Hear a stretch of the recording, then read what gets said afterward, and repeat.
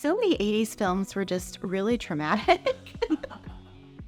And the NeverEnding Story, when you talk to 80s kids, like which movie like scarred you for life, almost all of them are going to mention NeverEnding Story at some point in the conversation.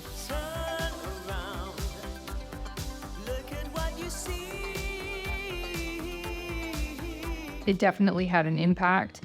And of course, Falcor and being lost in books and, Artax. Long live Artax. The NeverEnding Story is one of those casually traumatic experiences.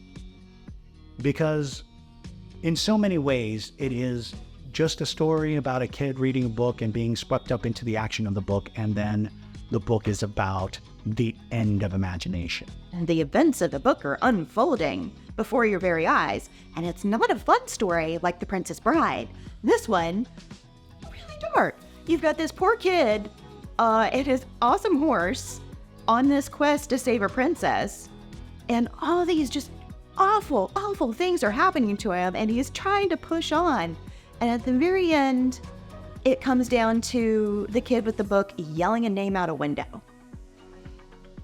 I found it absolutely hilarious. There's one moment where he gets scared, and so he just yeets the book across the room. This is going too far. And I was laughing so hard about that it almost took me completely out of the movie. Because I remember him being scared in a few moments or whatever. I now remember him just chucking that bad boy across the room like, yeah. And I was like, that's a very human reaction to things. It is about a world that thrives on our ability to continue having imagination. And the suggestion is that we're living in a world that doesn't prioritize imagination, that doesn't prioritize fantasizing and daydreams. And we are constantly told, stop daydreaming. Stop letting your imagination get away with you. And what that eventually does is it kills off entire worlds, the entire fantasias that absolutely require our participation to exist.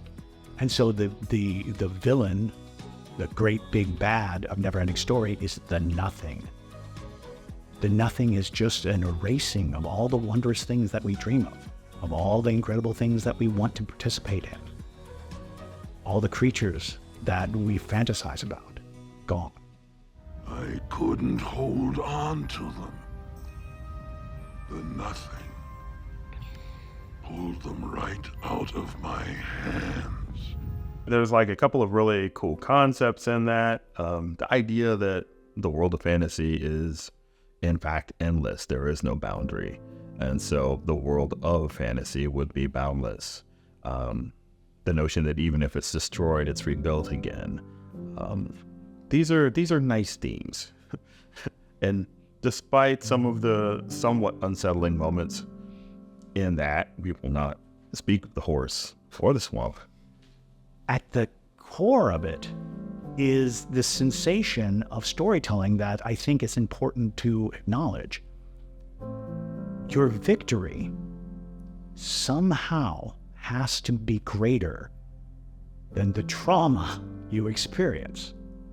What you win at the end of a story needs to assuage the pain that you endured in the telling of the story.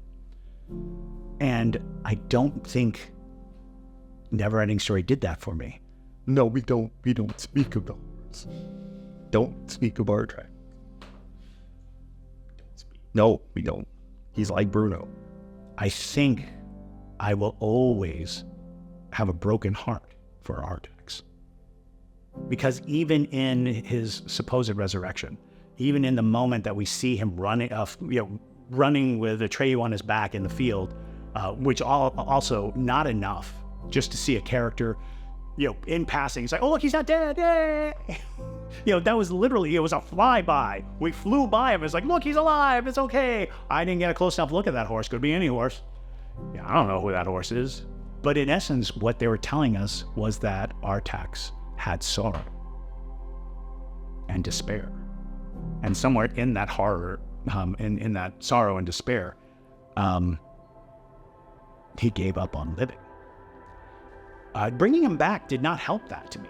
It's like, is he still sad? Did you bring him back with all of his pain and pathos? If he stumbles into the swamp of sorrows, is he still going to sink? Because we didn't address what made him sad. We only showed that he had enough sadness to drown him. And I'm like, yeah, no, I'm not. I'm still 53 years old, still sour about that whole scene. It broke my heart.